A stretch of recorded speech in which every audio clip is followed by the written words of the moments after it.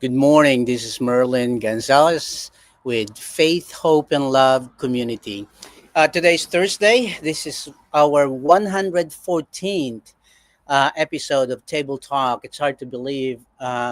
We started back in 2015, fall of 2015, and now we're almost 10 years doing this monthly Table Talk. Today's topic is about caring for your volunteers and staff. And what with that in mind is that what you have heard from our teaching over and over again is that without people, you don't have an organization. Without caring for your staff and volunteers, it's going to uh, really be hard to progress and to do what you're supposed to do. So um, we will start with prayer and then we will continue on this program. Lord, we thank you for this beautiful day. Spring is coming and it's already here.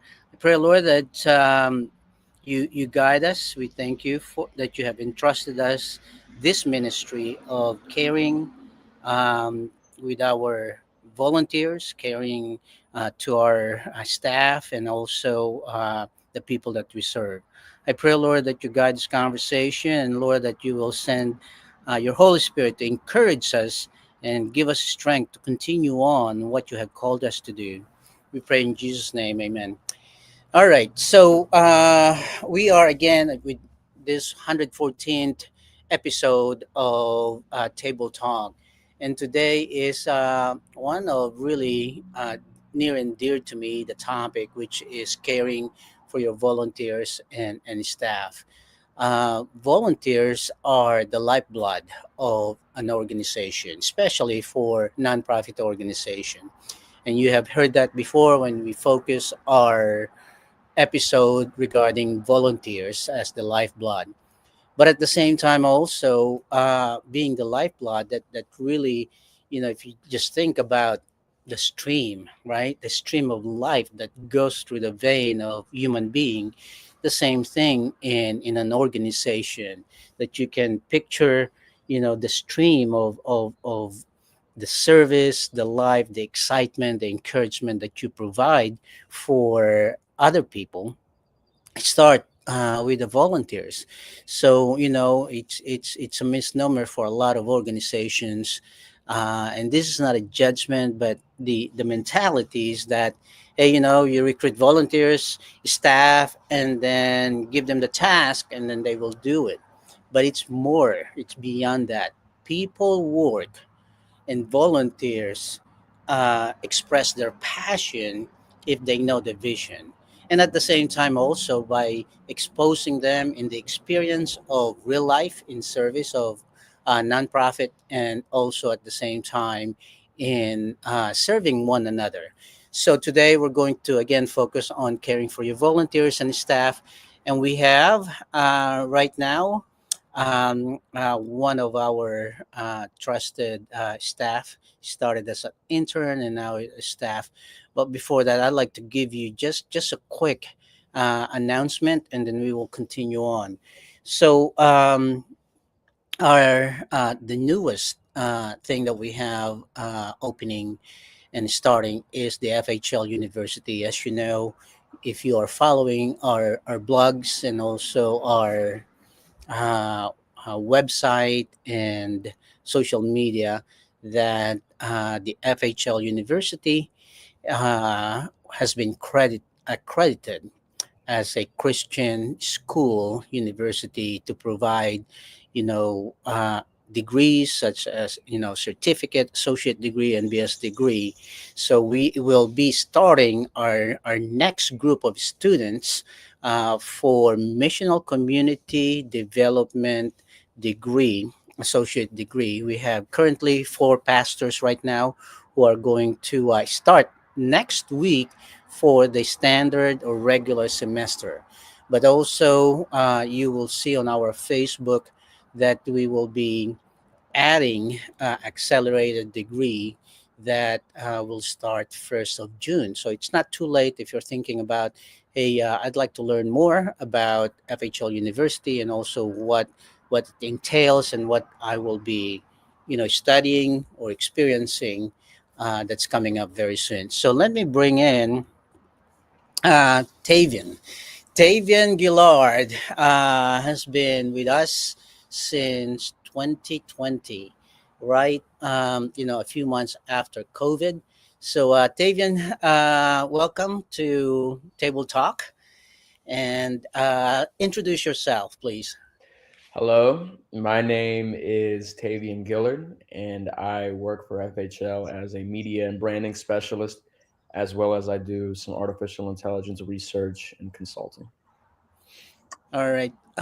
Tell us about your the timeline and when you got started, and take us back in 2020 when you first was introduced. How would you find out about Faith, Hope, and Love, and how you got accepted, and then just tell us the story. Yeah, so looking all the way back into 2020, this is during COVID, and there was a major need for community outreach from national food pantry networks. And basically, I was new to Indianapolis. I'd only lived there for a couple of months, and my grandma had dropped me off at a job interview with Merlin. And so I originally found out about the FHL community through an application that IUPY had, which is now IU Indianapolis. But basically, I was introduced to Faith, Hope, and Love because they were looking for a media and branding specialist. And at the time, I was very interested in doing camera work and doing video editing and production work. And basically, I met with Merlin at La Peep across the street from one of the starting food pantries. It was the Starbucks location, which has been very pivotal for FHL. And moving to the city, I didn't have too many friends. I was very unfamiliar with where I was at in town. We were in Castleton. I mean, I could tell you about it now, but back then I couldn't. I couldn't tell you about Carmel or Fishers. But the way that like my knowledge has grown so far from that initial experience has been incredible. And basically, from that interview that I had with Merlin, I was pretty nervous about the role. I was pretty nervous. It was my first like video editing gig, production gig, and to have something like an opportunity like that, I think my sophomore year was incredible. And he really took a chance on me, and I'm really grateful for it. And so I just remember initially at the Starbucks pantry going there, right, and seeing a lot of like indie locals come through the drive-through pantry, and even meeting a lot of the volunteering staff, right, who are really cool and very appreciated. It initially like kind of like welcomed me into the sense of like there are people here that are like willing to help. There is a sense of community. There are kind-hearted people, and I think having this introduction almost in a way to Greater Indianapolis with that initial experience at the food pantry was very easy, and it made even like producing a lot of the work that I did even easier. And my relationship with Merlin evolved. It went from just shooting the what is it, the food pantry work that we did to events. And one of the big events that I remember shooting, and then we had other video editing staff as well. Tim Elaine, we had Jace for a minute too, and we even had like some other interns that were very helpful. And I do remember the one of the big things I did was the golf outing. The golf outing video was like one of my first big projects. And I remember, being around all these golfers. I don't know anything about golf. Riding around on like a golf cart, with Tim Elaine recording video, and they were telling me how to do my job better. Like every day I came in, and everybody was really kind. Not even just like the working staff, but also the people we were working with, and it made doing my job so much easier. And that's kind of just the introduction to everything. Yeah, so that's a lot of things that you have shared. Starting with your grandma. So, tell us a little background about, if you feel comfortable, share about your grandma. You talk, working with you in the past several years. You talk a lot about your grandma, that she helped also in a food pantry. So tell us your relationship with her, and that she became like an encouragement also for you for being with Faith, Hope, and Love. Yeah, 100%. So my grandma, I think when I think of like what a strong woman is, or what a good woman would be, or should be, or anything.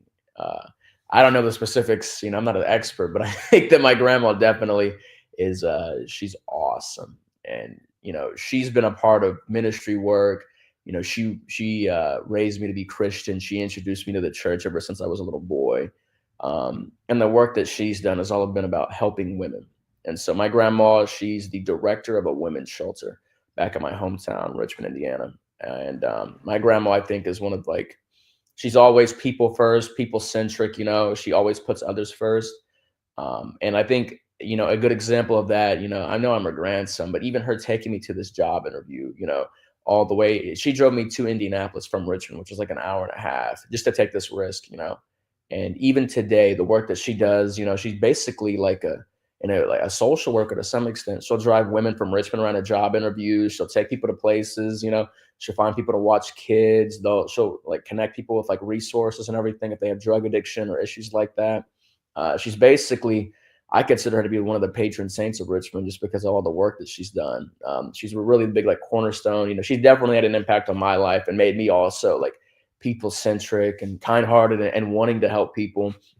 And I think that like a big thing that happened through her was in my mission trip to the Philippines that I did. She introduced me to a lot of mission work, and whenever I spoke with Merlin at LaPeep, I think we discussed a bit about my trip to the Philippines, which I thought was kind of what netted me the role.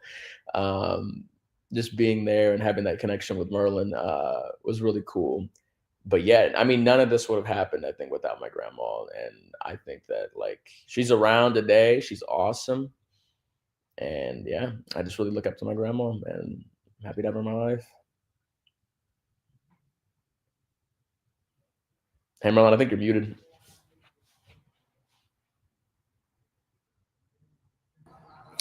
Yeah, I remember when I was growing up in the Philippines, my grandma and she, well, two grandmas. I have my grandma and my great grandma, and I had the one of the earliest experience I had or memories was that you know she's like maybe 4'9", my great grandma, and she was uneducated, but I've seen a lot of wisdom in her, how she took care of my grandpa, and then also how she took care of her daughter-in-law, and then also us.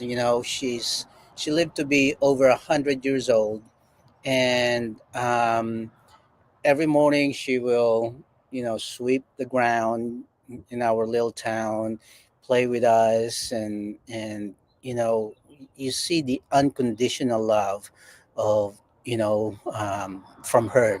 So I can relate with you as far as like your grandma bringing you, driving you to the place, and seeing her little boy grow up to be an adult, and starting a new stage in his life. So that's thank you for sharing that, Davian.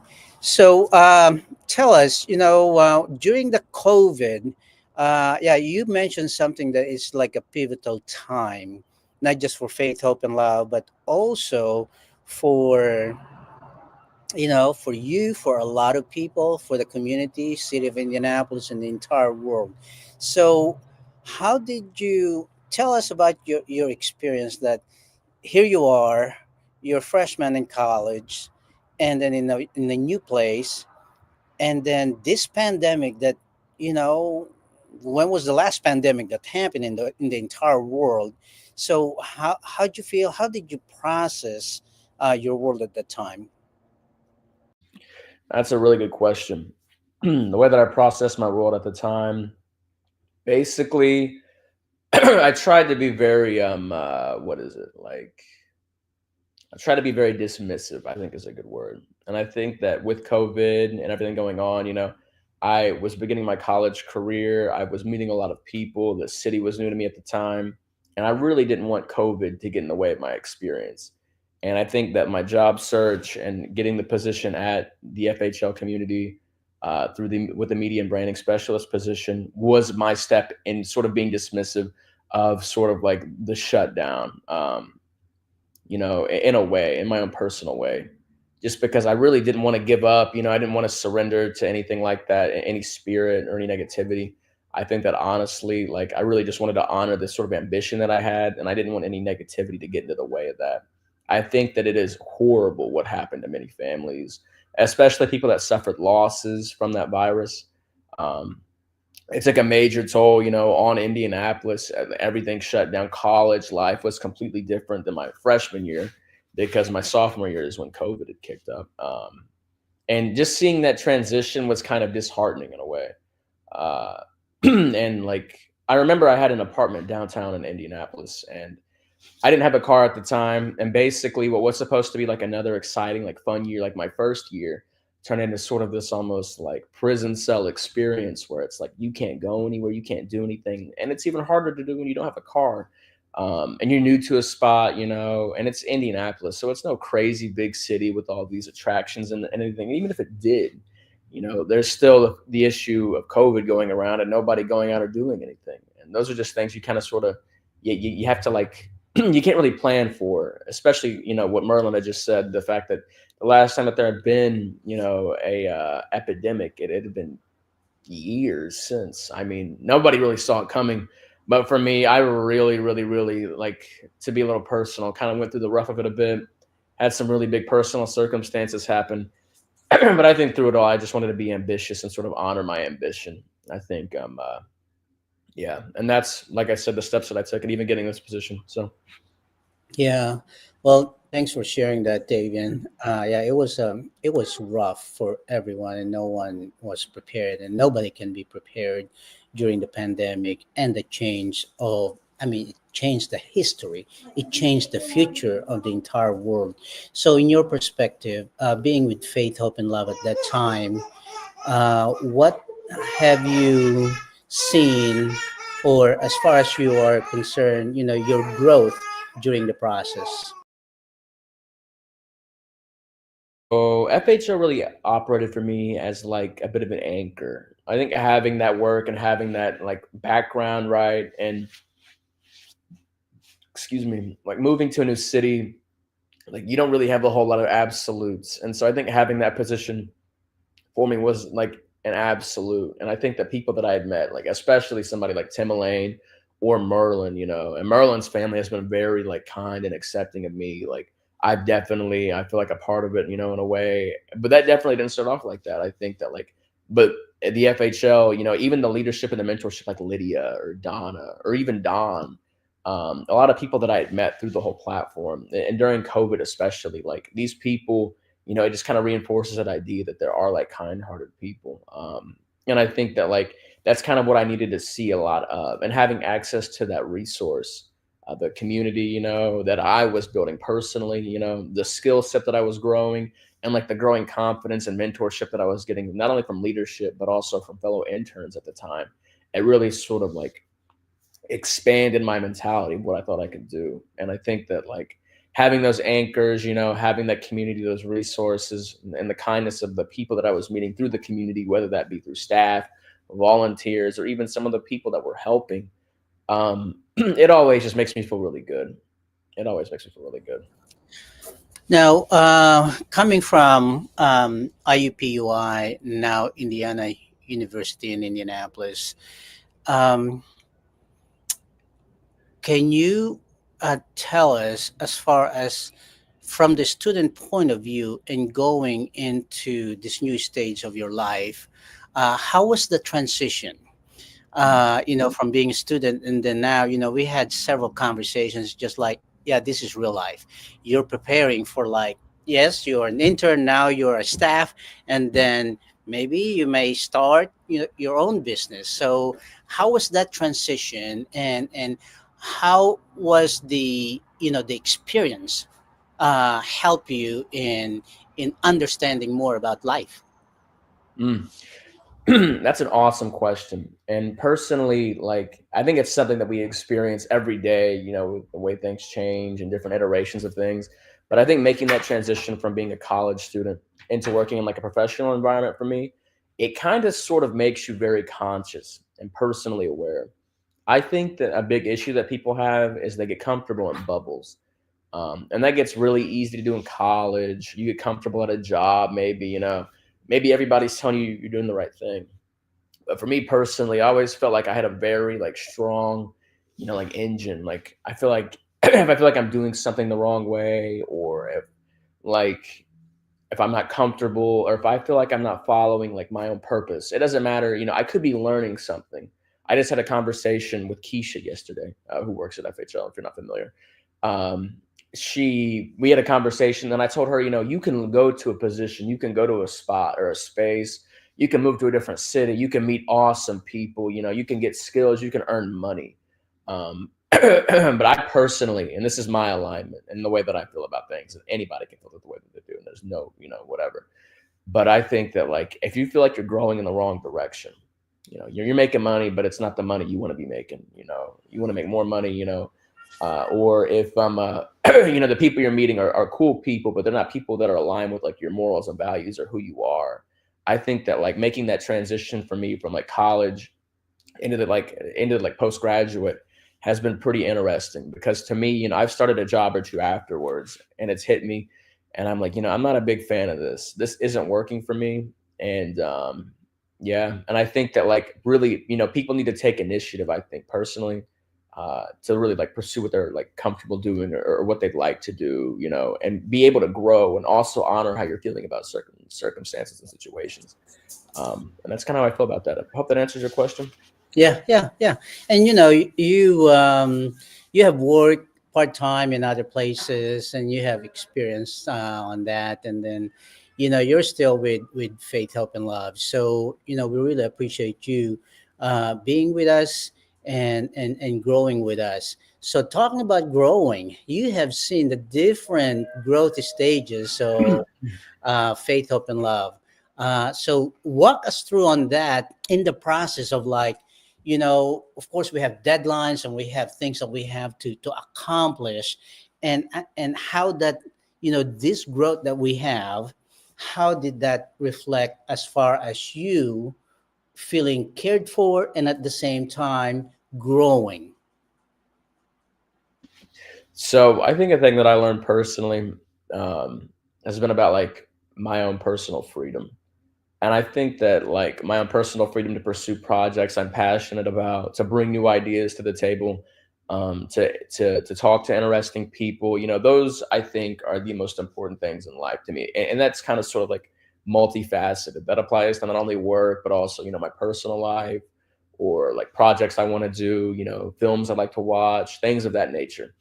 So FHL has given me like an incredible freedom, I think, to sort of like to become my own character, to become more of myself. They've given me projects and opportunities, right? And there have been many instances where I'm like, this is too much. I can't do this, or I feel overwhelmed, and, I'll have a conversation with Merlin or any other staff, and they'll know they'll know, and we'll have a conversation about it, and they'll be totally understanding about anything. I think that like the conversations that we have, there's a lot of trust, I think, in our dynamic, and having that trust, and that freedom, and the ability to grow and expand in a way, and having, an organization that understands where you're at, and that you're able to have like a relationship with in a way.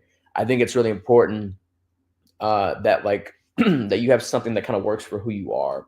And I think that like as I've grown and evolved, the who I've been has been pretty malleable. And I think that like, the needs of the FHL community have also switched over time. And I think that because of our switching interests, all aligning, it's all made this experience so much easier. And it's also probably one of the biggest reasons why I've stayed here for so long. Hmm. Yeah, you talk about relationship, right? Hmm. So you have been exposed to so many situation, so many places, so many people during these past 5 years.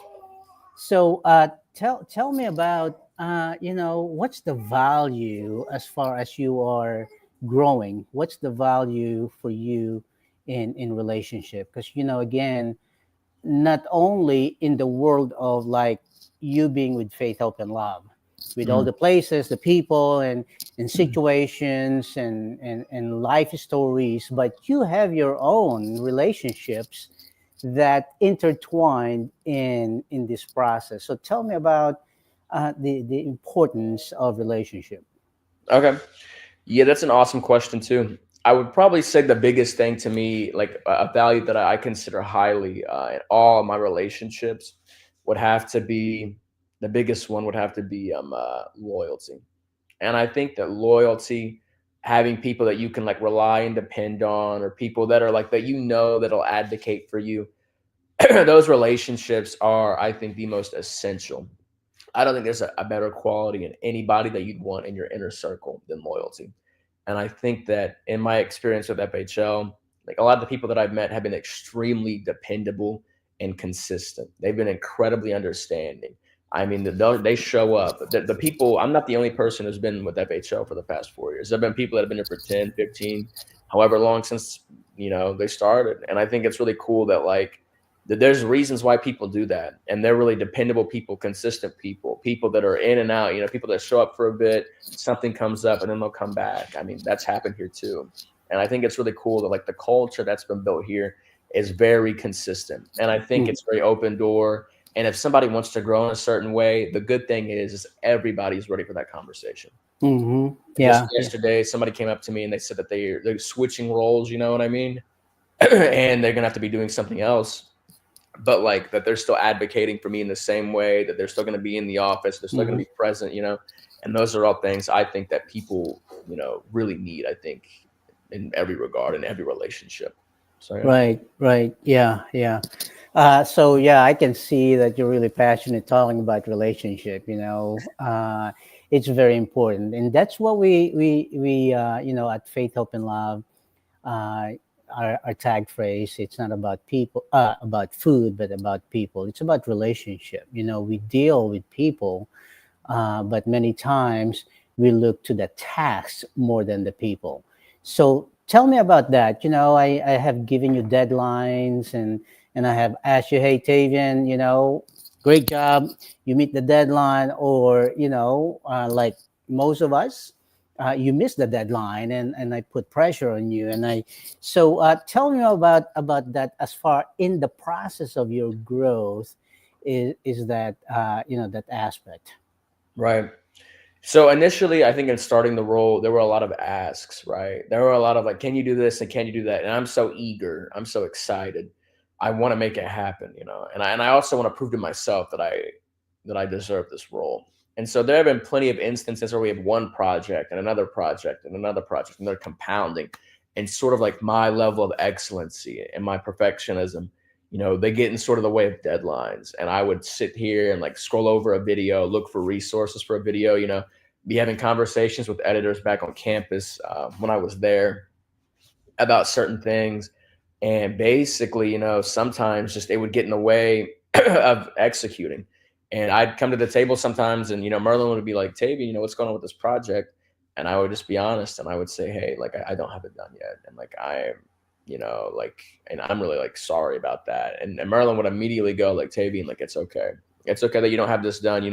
If we need to push it back, just communicate that with me. We can make something happen. We can work something out. And the cool thing about that though is like, Merlin's very, like I think gracious is a good word, very kind when it comes to that kind of thing. And I think that like my work ethics definitely shifted and switched entirely. I think that also like the number of projects that I take on is also, I wouldn't say like condensed, but the way that I handle and even quality control on projects. Sometimes you just need to get something out.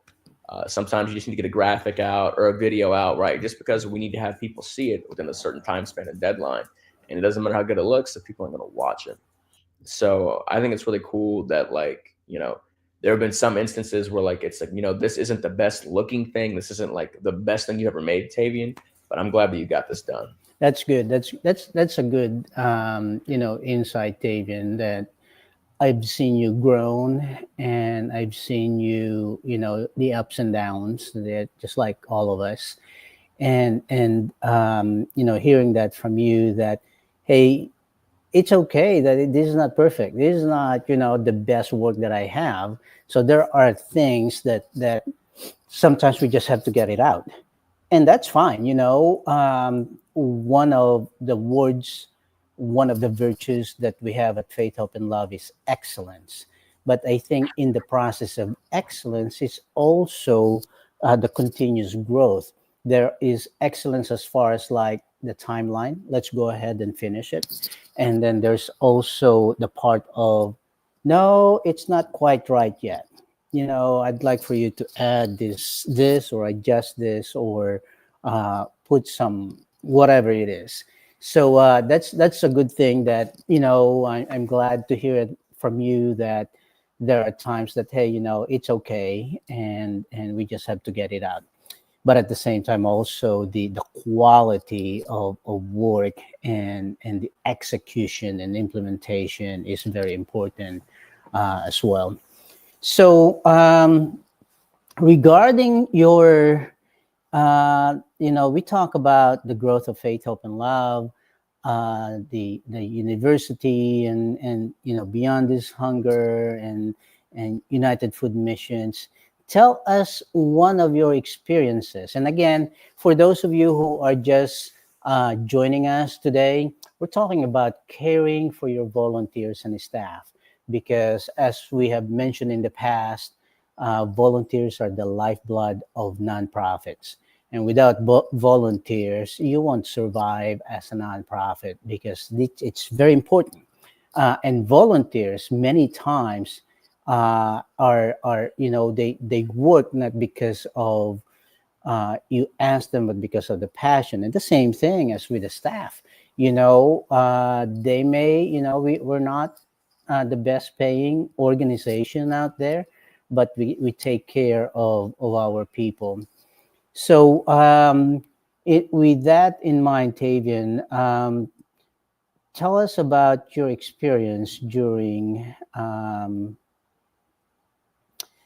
say, the videotaping. You've been with us in a lot of occasions. Some of them are in the outreaches, some of them in the conferences. So, regarding those, now let's talk about the volunteers at other organizations that you work with. What has been your experience, and what's your view when we do, say, the this big conference at Ebenezer, and there are a lot of volunteers and preparing all kinds of things, and here you are, you're capturing the moment, right? So, what is? Tell me about that. What are the pros and cons that you experienced during those time, and how you have captured those moments. Yeah, so there's been a lot of different video recording events that we've done before, and I think that the ones in like bigger conferences aren't really like the more intimidating ones. I think that my experience with volunteers that are there, um, volunteers that are there, staff that are there are always very kind, and the people that are there kind of sort of know that their job, what it is to do or what they're volunteering to do, they're very hospitable people, especially in those moments or at those times. Even people that don't speak English all too well, they're very kind-hearted and they kind of know what they're doing. And so I think that when it comes to recording events like that, people are very welcoming. They kind of open the door for me in a way, to like to walk down aisleways to record.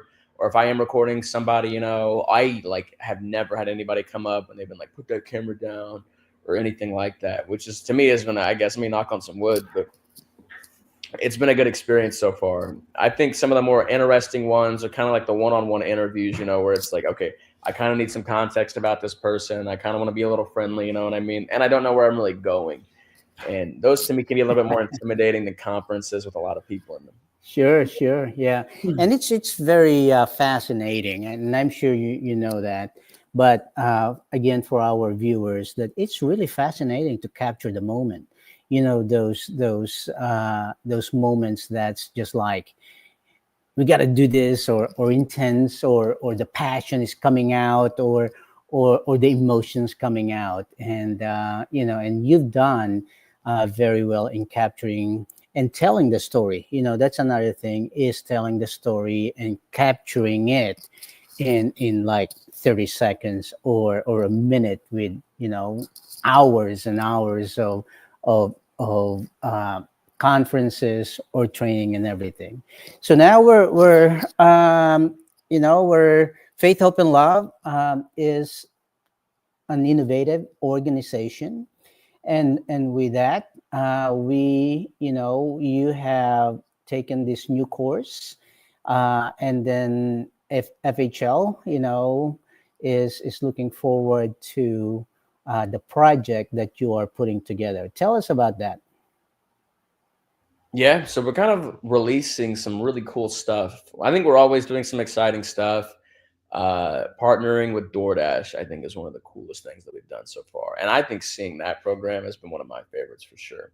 Another cool thing that we've done, the way that we've networked and connected all these food pantries together. It's cool to also have conferences or speaking events in which, pantry leaders come together. And we have such a diverse array of pantries. It's really cool just to see different leaders of different demographics.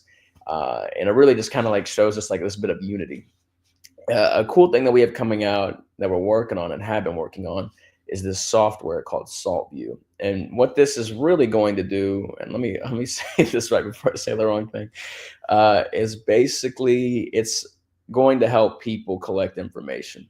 I think it's the easiest and cleanest way to put it without saying it incorrectly. We're going to have food pantries, we're going to have organizations, we're going to have people arriving to different locations, and people are going to need the software to collect information about people that show up, whether that be somebody who needs food, they need access to a resource, whatever that may be. SaltView is going to help people, and the work that I'm putting together is basically a pilot program. So it's a bit of a strategy on how we can best use this software in Indiana. How can we get the most people in front of the software without breaking it? And so basically, this big project that I'm working on is sort of like one of two things. It's the first thing is we're gonna get this pilot program constructed. We're gonna see what everybody thinks about it. We're gonna see how we feel. We might make it happen. And the second thing is this automated marketing pipeline that I'm putting together, which is basically gonna make reaching out to people, having important conversations, having dinner with really cool people that can make things shake a little easier. And yeah. So, just want to make a comment on that, and then before I forget, I'd like to talk about your new studies, which is AI, and the exciting things about that.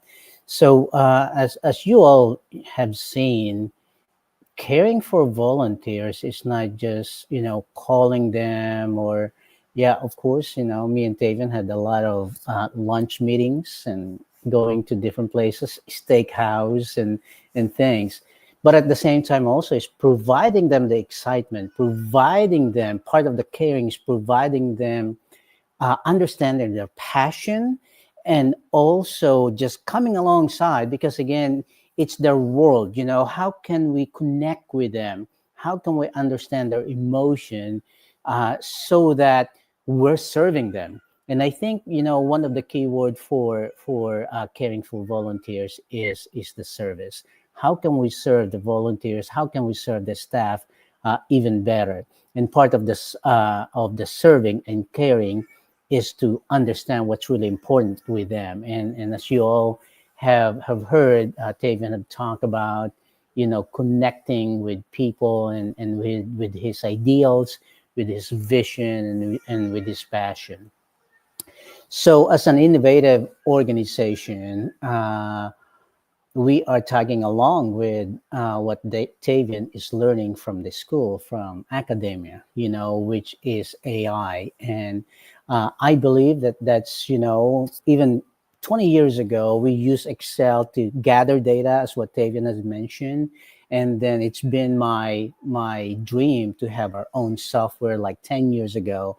And now it's becoming a reality for us to reach out, not just to to offer these services, but actually to offer solutions, not just to food pantries, but also to our economy and to the entire nation, regarding transformation of the system, of identification, analysis of the deeper needs of people who are food insecure, and then at the same time providing solutions through the analysis. So tell us about how can we integrate, from your point of view, how can we integrate AI with the software, with the experience that we provide our volunteers, our staff, and also to the recipients.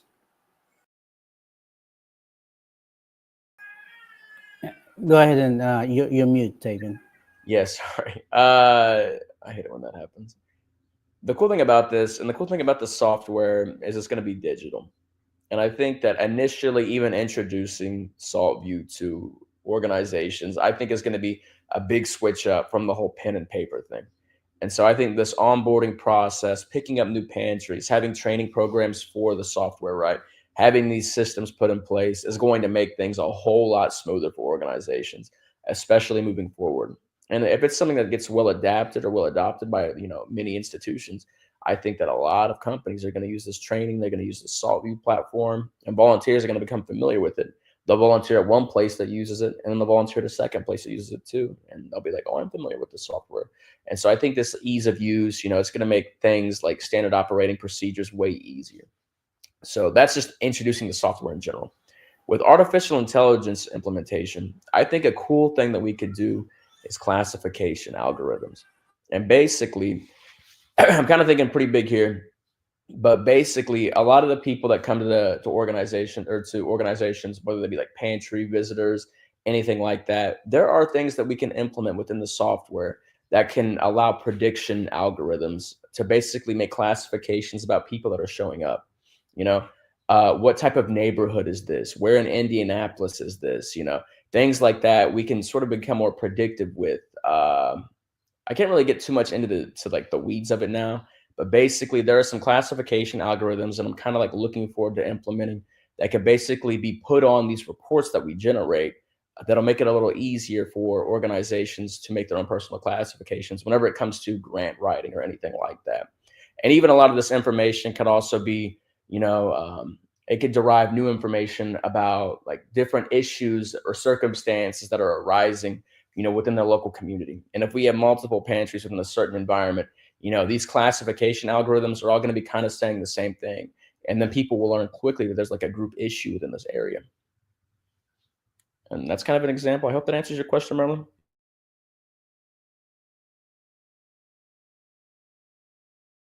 I was just, yeah, it's very helpful. I was just writing a comment regarding that, and those are key words, classification, analysis, algorithms, and that, understanding really the deeper needs of people, because giving away food, and as you all know, that Faith, Hope, and Love, one of the focuses is alleviating hunger beyond food. And this is one of those, how to alleviate hunger by understanding the data, understanding the environment, the culture, and really what's happening in people's lives. And this can become even more personal. Of course, we protect the information and secure, making it secure, but at the same time there are data that's really needed for our food pantries, for our economy, for our society, to really tackle this hunger. Because the current system right now, most of the time, again, not all of it, most of the time is just putting the bandage on the same wound. And if we keep doing that, then infection is going to happen, and before you know it, then it become maybe gangrene or whatever. But this software and AI and the data gathering that we are talking about, is going to be a life changing tools for food pantries and for a lot of people. So, Tavian, we are landing this conversation now to a close. So, I'd like for you to share, from your heart, uh, what has been your experience, in summary. You talk a lot about it. What has been your experience as intern, as a staff now with Faith, Hope, and Love? What has been your experience, your growth? What have you learned? And then where are you going? What does it look like in the next 2 to 5 years for Tavian? That's like a pretty broad Let's see if I can throw a dart and see what I can do. I think one of the biggest takeaways that I've learned, I think, from working at FHL over the past couple of years, has sort of just been in like my own personal values and how much like how deep I need to hold on to them. I think advocating for more things like freedom, like growth, like things such as like creativity, passion projects, right? Really investing in those things. Those are big takeaways that I've taken. I've also learned that it's really important to capitalize on opportunities that present themselves. I think that it's really important, and this is something that I really learned from Merlin, and I don't think I've ever shared this with them all too much, but it's that you'll have somebody show up, you'll have somebody show up, and you'll talk to them a bit, and then they'll leave, right? And that was a good conversation, but you can email them, oh, we have this also, or oh, we can do this by the way too, or by the way, we have this coming up too. You know what I mean? Like, and if you want to be a part of that, like this is great. Like, not being afraid to take those extra risks and follow up are really important because it's really capitalizing on a lead. I think that's probably one of the biggest takeaways that I've had so far from working at FHL, and that is pretty transferable. That goes to like projects you're working on. Like I'm passionate about something, I'm going to take it the extra mile. I'm going to get other people involved. And I think that like you become a powerhouse in and of yourself for just being an advocate for your own ideas. And that all ties back to creativity and freedom, but also having confidence in whatever decision you're going to make. And that's probably the biggest takeaway that I've had from FHL. And I hope that answers your question. Yeah. What's your what are you looking forward now in the next couple of years? You're going to be graduating. Your BS degree in what, media, and then now AI, and you will be trekking some new pathways again. And so just tell me about what you're thinking. What's the vision? What's your mission in the next 2 years? Awesome. So over the next 2 years, I think I'm very excited to sort of give the personal projects that I have some legs. Like those are some big things that I have in mind, especially after seeing just the success of FHL. I've also saw the determination of leadership and sort of the amount of effort that it takes. You can't just have an idea, write it down. It takes all day. It takes all day. It takes the weekend, it takes the nights and it takes the days. And it takes reaching out to people, and it takes prayer, and it takes taking chances and risks on yourself. And I think that like some things that I'm personally excited for, I have some like concepts, some ideas, some artificial intelligence concepts, ideas, some robotics that I kind of am considering working on. You know, Personal projects to me are like really important. It's something that I'm very excited for. A couple of months ago, I would have told you, oh, I'm so excited for my first big like office job. I'm so and like and I did that not too long ago, and I wasn't. And I think that's also something that like I learned about myself, where it's just like that's not really something I'm really like excited for. I'm way more excited in like personal growth and like freedom and personal project development, having the resources to do that. And I think that in meeting a lot of people through the FHL community, whether that be people that work there, interns that have come and gone, pantries that we visited, churches that we've been to, my own personal network has grown, enormously. And yeah, I hope that answers that question. Yeah, yeah, that's wonderful. Thank you for sharing that. As we end this episode of 114 Table Talk, monthly Table Talk, caring for the volunteers and for the staff, I hope that you all have um, got some tidbits of wisdom, and also just being transparent in the experiences that we have. No one has it all. No one can really tell exactly, how things are done. We all just have, take the risk and do it. Look at the opportunities and involve our staff, and our volunteers in the vision, because they're the ones who's going to be part of the big part of the implementation of the vision. So again, part of caring is understanding their passion, understanding what they want to learn, and I have trained so many people, and not just train, but actually in the office, but at the same time train thousands of people, literally working with over 200 pastors, churches, and their congregation, and then training in mission trips internationally, locally, and then also at the same time teaching them in many ways how to implement the projects, such as missional food pantry, wherein we have trained hundreds and hundreds of volunteers.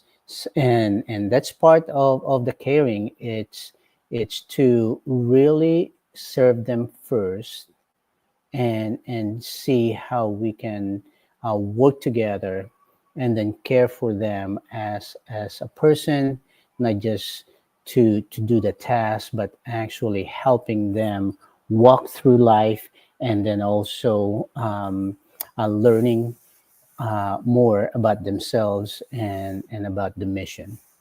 So the we have some other things that's going on. We have partnered with IU Health through the DIPIN, which is Diabetes Impact Project in Indianapolis.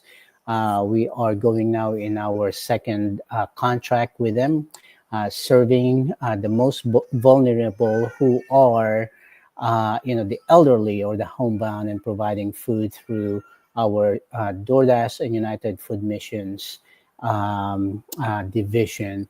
And again, would like to plug in again as far as the FHL University. It's coming up, the first semester, which will be starting next week, and then we have enrollment going on now for the accelerated, and the programs that we provide offer are certification or associate degrees in missional community development. That's very, very exciting, because all of us are involved in community development, whether you're a leader, a student, or a follower, or whatever it is. It's needed, that community development. But once you add the missional aspect of in the community development, that takes you to the next level. And that's why I'm excited about this program. So it's missional community development for certificate and associate degree. And also we have theological studies, both certificate and also associate degree. And lastly is the Christian coaching.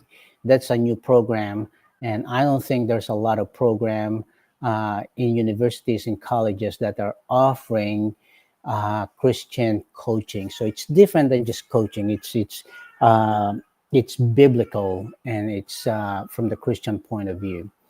So those are the things you can get hold of us through our Facebook here, through our LinkedIn, and also through our website and our blogs. So Tavian, thanks so much for being with us. Any last thoughts before we end this conversation? Just that I'm excited for the future of FHL, and I'm grateful for the opportunity to be here today and tell everybody my story. That's wonderful. Thank you so much. So we'll just end in prayer, and hopefully we'll see you again next month for our 115th Table Talk.